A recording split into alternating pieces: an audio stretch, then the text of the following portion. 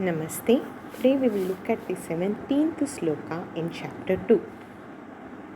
Avināśi tu tad viddhi yena sarvam tatam vināśam avyayasyāsya na kaścit kartum arhati. Avināśi tu tad viddhi yena sarvam tatam vināśam avyayasyāsya na kaścit kartum arhati. In the previous sloka, Bhagavan had established that the jagat that we see or the world that we see is mithya. Mithya means that it doesn't have any real existence on its own.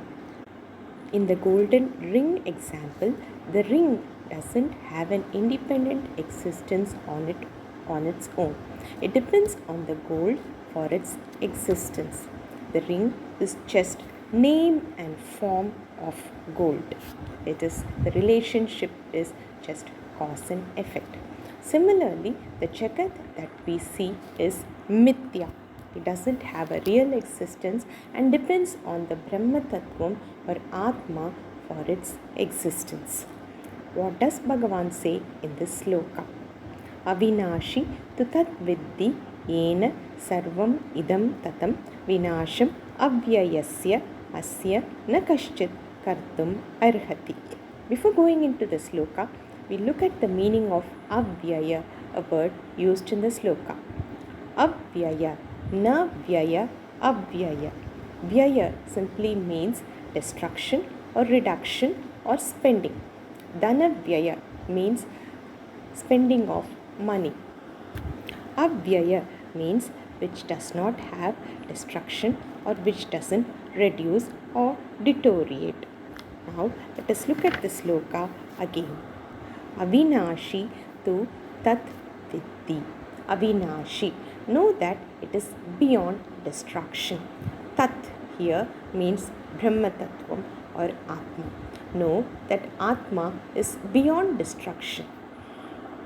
Not only that, yena sarvam tatam, by which all this is pervading. Tatam means pervade. So know that it is this Atma Tattvam which pervades everything. So it is beyond destruction and it pervades everything.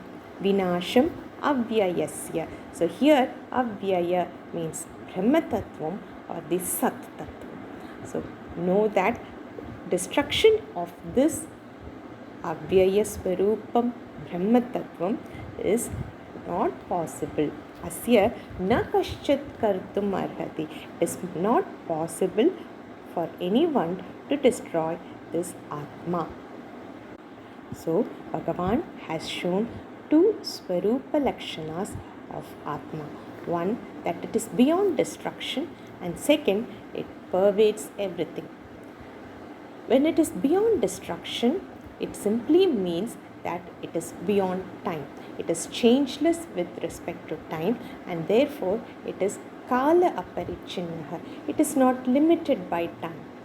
Second, it pervades everything. It is desha aparichinnaha. It is not limited by space. Simply put, Atma is beyond space and time. Also, we saw that Atma is beyond destruction. Whenever something needs to get destroyed, it generally has parts.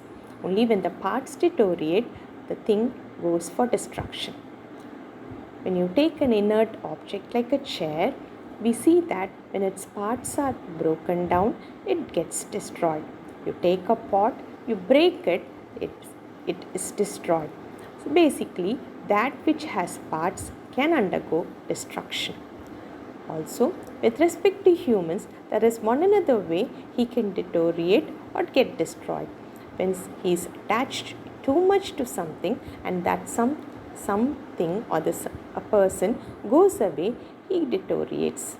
A person who is too attached to his family or son, say for example, and the son goes away, the person's health deteriorates.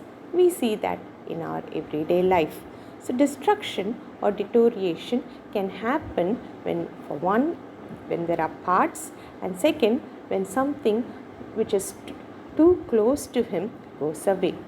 Now here, beyond destruction simply means that Atma is niravayah or doesn't have parts. Atma is asangah, is not attached to anything. So put again, here Bhagavan says that Atma is all pervading, it is beyond destruction, which means that it is partless and has no attachment to anything. And finally, Atma is beyond space and time. In Sanskrit, desha, kala, aparichinnah, unlimited by space and time.